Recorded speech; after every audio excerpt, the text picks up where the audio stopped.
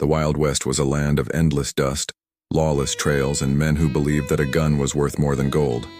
But among the countless outlaws, gunslingers, and stagecoach robbers who haunted the frontier, one name struck fear like no other.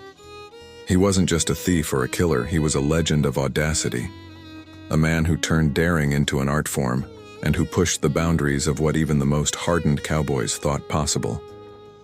This is the true story of Sam Bass, the outlaw who became known as the boldest bandit the frontier ever saw. Imagine the year is 1876, the centennial year of America. The frontier is alive with saloons, railroads, and opportunity. But it's also alive with danger. Outlaws stalk the trails, train robberies are headline news, and men live fast because death rides close behind. In the middle of this chaos rides Sam Bass, a lanky Texan with a crooked smile, a silver tongue, and nerves of steel. Unlike most bandits who relied on quick ambushes or bloody gunfights, Bass preferred something far more dangerous, outsmarting everyone. He wasn't the fastest draw in the West. He wasn't the deadliest shot. But what made Sam Bass infamous was his sheer audacity.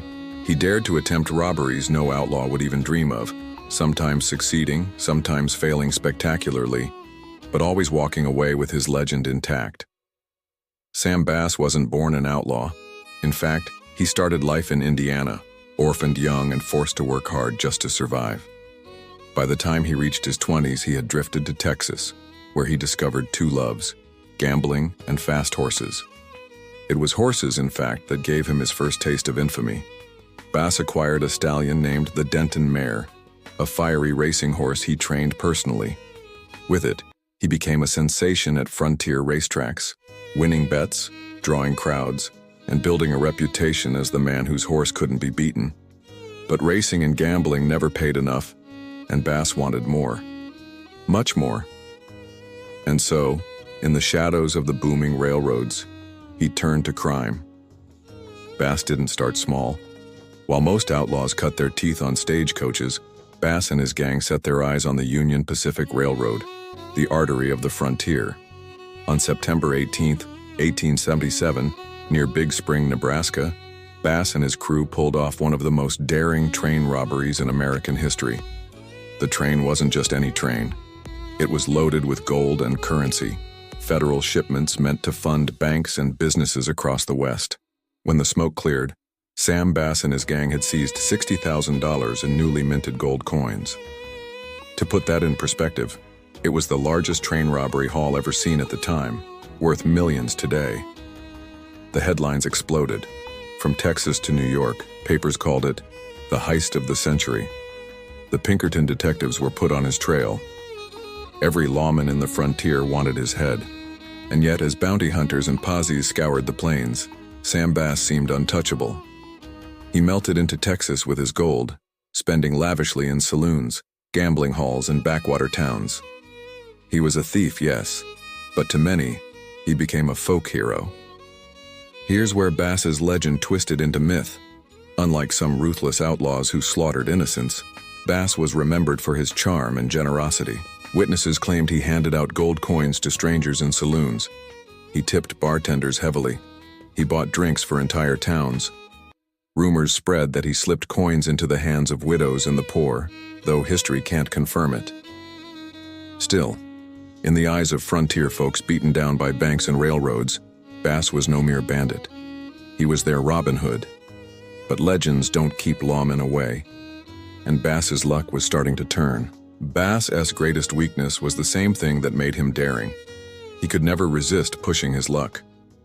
After the Big Spring robbery, most outlaws would have vanished, living rich and quiet in Mexico or hiding under a new name.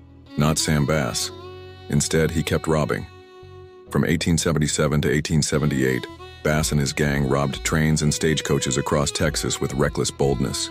He became so infamous that Texas newspapers would print rumors of his next move, and entire towns panicked at the thought of a visit. The governor of Texas put up a massive reward for his capture. The Texas Rangers, the most feared lawmen in the West, made Bass their #1 target. But every time they got close, Bass slipped away. One step ahead, one trick sharper. It was as though the devil himself whispered in his ear. By July 1878, Bass was being hunted relentlessly. His gang was weakened, some captured, some killed, others too scared to ride with him. But Sam Bass couldn't stop. He planned one last bold move, a robbery in Round Rock, Texas, just north of Austin. His target was a bank shipment coming through town. But the Rangers were waiting. An informer in Bass's crew had betrayed him, tipping off the law. On July 19, 1878, as Bass rode into Round Rock with his gang, Rangers and deputies were hidden in town, rifles ready. The moment Bass entered a general store, gunfire erupted. A deputy sheriff was killed instantly. Bass returned fire, bold as ever, but a bullet tore through his hand. Another ripped into his chest. He staggered out of the store, bleeding, still trying to fight. But this time, his daring had reached its end. Sam Bass was captured, gravely wounded. For 2 agonizing days he clung to life, refusing to betray his remaining allies. On July 21, 1878, his 27th birthday, Sam Bass died. His body was buried in Round Rock, but his story was far from over. Songs were written about him, ballads sung in saloons. His legend spread, painting him as the bold outlaw who defied the Rangers and the railroads until his dying breath. Other outlaws may have killed more. Some, like Jesse James or Billy the Kid, gained wider fame. But Sam Bass stood apart because of his audacity. He went after the biggest prizes when others wouldn't dare. He robbed the richest trains in broad daylight. He taunted lawmen by staying visible, gambling and drinking where he knew they'd hear of it. He lived fast, spent big, and never seemed afraid of the noose or the bullet. Sam Bass wasn't the deadliest, but he was without question the boldest outlaw in Wild West history. To this day, Sam Bass remains a fixture in Texas folklore.